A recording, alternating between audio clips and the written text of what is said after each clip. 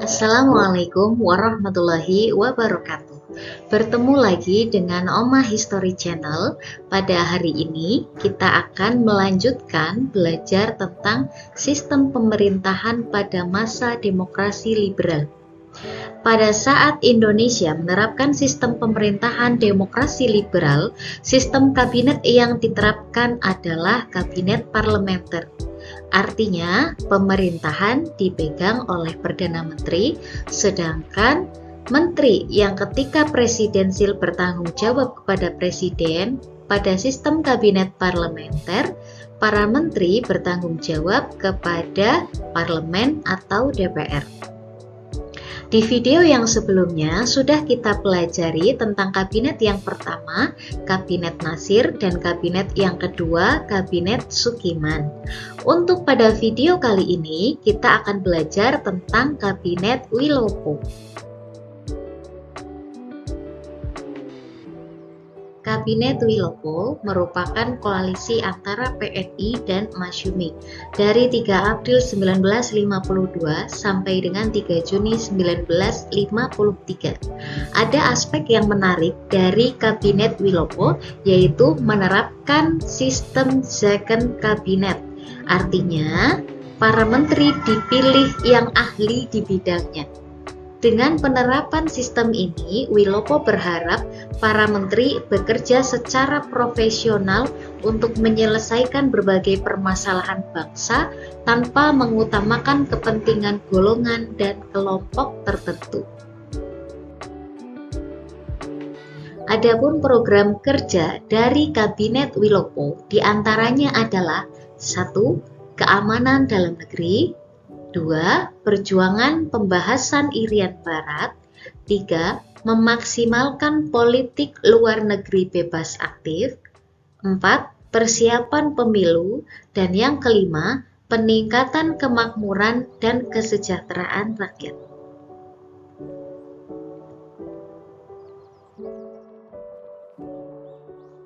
Ada beberapa permasalahan yang dihadapi oleh Kabinet Wilopo, bahkan ada yang sampai menyebabkan kabinet ini mendapatkan mosi tidak percaya. Adapun permasalahannya sebagai berikut. 1. Krisis ekonomi karena merosotnya ekspor dan impor yang semakin tidak terkendali. Permasalahan kedua, muncul gerakan separatisme dan sikap provinsialisme yang mengancam keutuhan bangsa.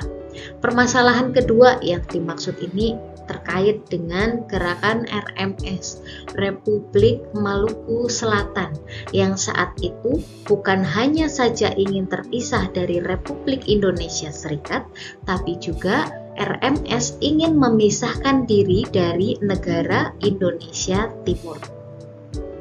Permasalahan yang ketiga, terjadi peristiwa 17 Oktober 1952, yakni perselisihan internal TNI, khususnya dalam pemilihan Kepala Staf Angkatan Darat. Permasalahan yang keempat, peristiwa Tanjung Morawa.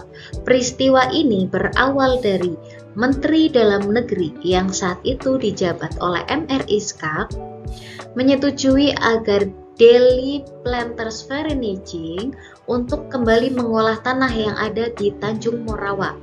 Tanjung Morawa ini terletak di Sumatera Utara.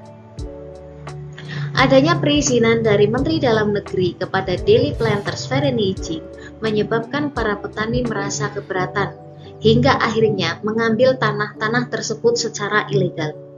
Dengan tindakan yang dilakukan oleh para petani, membuat pemerintah akhirnya menerjunkan polisi ke tanah yang ditarik secara ilegal oleh para petani tersebut.